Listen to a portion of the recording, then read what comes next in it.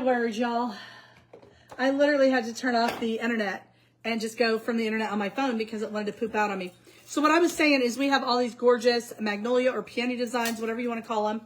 And it's kind of at your discretion, it seems like, this month, because I'm not sure what they are. I think they're peonies. That's my guess, and I'm sticking to it. And I'm going to tell you why I think that. Because peonies have those stacked leaves, whereas magnolias do not. They have like 5 leaves that stretch out. Come on in, come on in. All right, y'all, we're just going to start over. I'm going to go ahead and hole punch these. Y'all, I apologize. Sometimes I think on this How to Make Wreaths, it hates me, but you know, we'll just keep going. All right, I did hole punch with an 8mm jewelry punch. I'm going to go ahead and put my 26 gauge wire in here.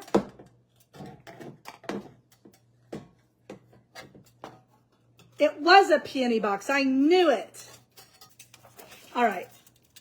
So I am going to put this about just a little bit less than half. I'm going to feed that one way and then feed it the other way. Now, one thing I don't like is I don't want my wire showing very much. So I like to feed it down through the guts. I'm going to go ahead and use my easel for this because it makes it easier for me. I'm just going to talk to you about kind of where I place things.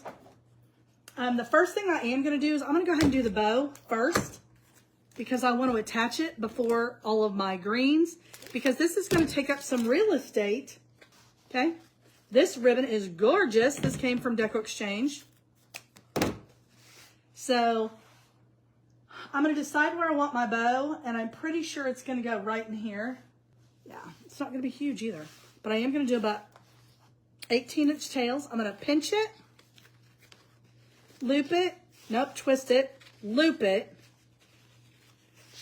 and I'm going to do about an 8-inch loop. It's right at 8 inches. I'm going to pinch, twist, loop again.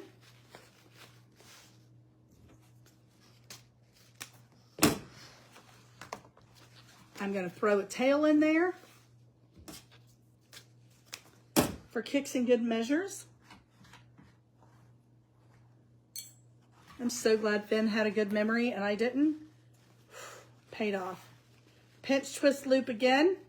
I'm just making that one a little bit smaller. I'm holding it all with my thumb and my forefinger. Those are the boss.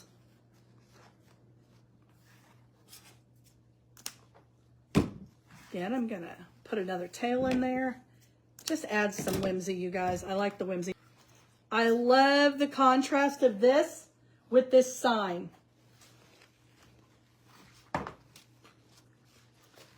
Okay.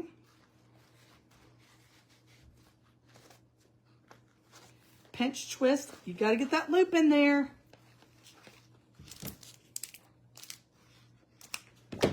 Just like that. Now, these are what I call multiples, just very quick multiples. It's not a 7-minute multiple, but if you have greens that you use all the time, these would be great for maybe some cream and green 60919s. Those would be great for that. I'm going to come right in here. There is a wrap twig. This is one of them that is a security twig. If you see these big ones, don't ever cut those. They will unravel the whole grapevine. But I do like to come in and put ribbons or whatever around there, around that area. I do like to do that. I do go back behind the entire thing and then back up. Let me show you what that looks like. Just like that. I'm going to set this in here cattywampus.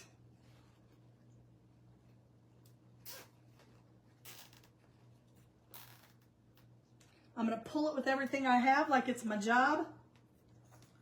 I'm going to go in with a pair of cutters and not scissors. You got it, babe. All right, so don't cut it with scissors because you might cut some ribbon by accident. Now what I do is I just pull that buckle of that zip tie to the back. Now I'm going to go ahead and choppity chop chop, fold it like a taco, and do some Edward Scissorhand moves.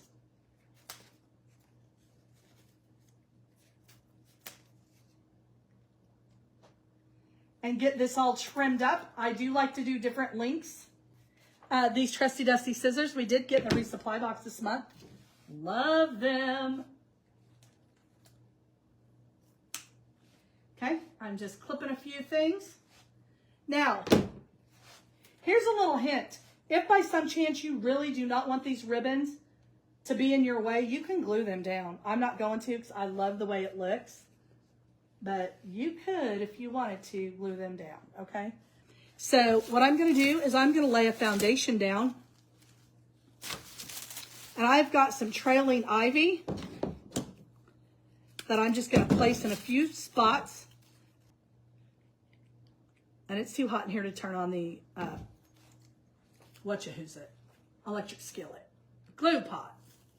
Okay, I'm just going to put that up in there. I am leaving it loosey-goosey. There is a meaning behind my madness. Now, I will tell you this. Pop those off of there so you have a good place. Ooh, goodness. So you have at least 2 inches to stick in that grapevine.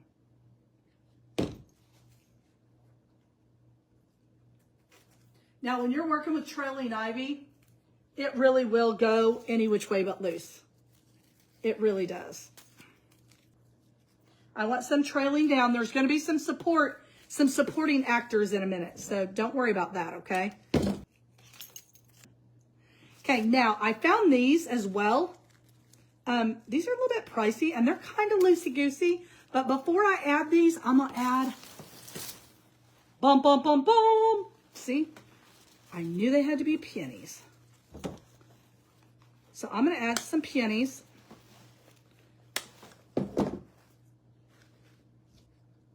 Okay, I've got stuff all over my desk.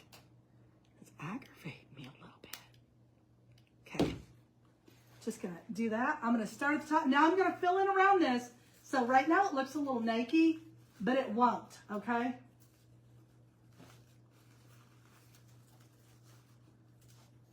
It won't, I promise. Right now it looks a little bit lonely. It will not.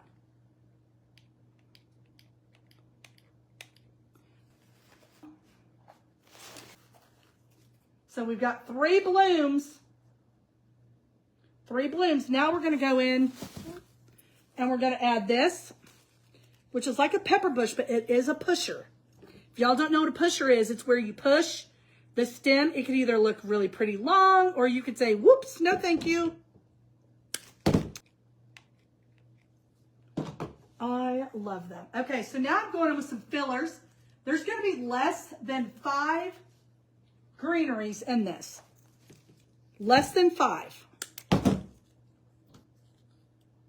This is one time that I would tell you if you know that you're going to be using peonies or anything like that. Now see how I'm filling in between? It's kind of like an optical illusion. See how we can push up? I'm just adding some more. Now keep in mind, this isn't the only one we're using. Now, see how on this bush, there's some, or on that sign, there's some tan? We're 100% going to go with that color. Again, let me tell you, I'm having to use some of my own stuff. I used all my greenery. So all of that good eucalyptus that was on there for the resupply box, I used it all. Now, I'm going to bring out some of that golden color of the burlap and the golden out of the middle of that flower. And I just start filling in. It's like layering. It's like a little club sandwich. You just keep layering until it tastes good enough to eat. Until it looks good enough to eat, I should say. And I'm adding where the different colors and the different textures. This is a totally different texture. I do have some of this that I got from Deco that I really want to see if I can work in there because of that brown.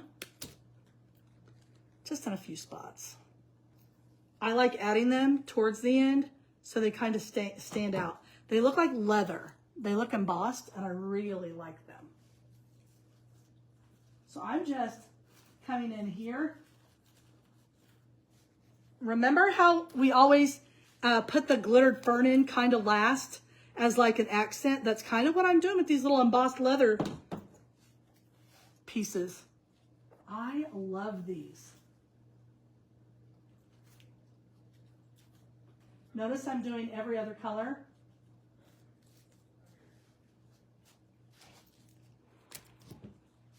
Okay, so what I do is I normally turn it towards me and I'm like, okay, there's a bald spot there, there's a bald spot there, and I'm gonna go to town fixing the bald spots. I've got 4 chances on this bush to fix some bald spots.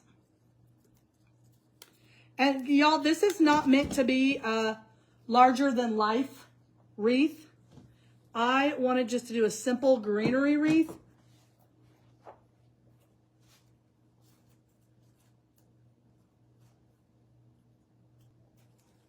So super simple grapevine wreath with 4 pieces of greenery in it. And I'm honestly not going to add any more because I want to keep it reasonable. Just use it as a simple multiple. And now when I look at it, I don't see any holes like I did before. But you could do this also with 60919. You could cut those apart. Those would look great in here. All right, y'all. I hope you enjoyed it. Be blessed, you guys. I will see you guys very soon. And don't forget, if you're in design school, I'd love to see you Monday and Tuesdays at 5 p.m., Wednesday, Thursday, Friday at 9 a.m. I would love to answer any questions you may have about that. Again, Tammy Hodges, Polka Dot Wreath Co. signing off. Bye, y'all.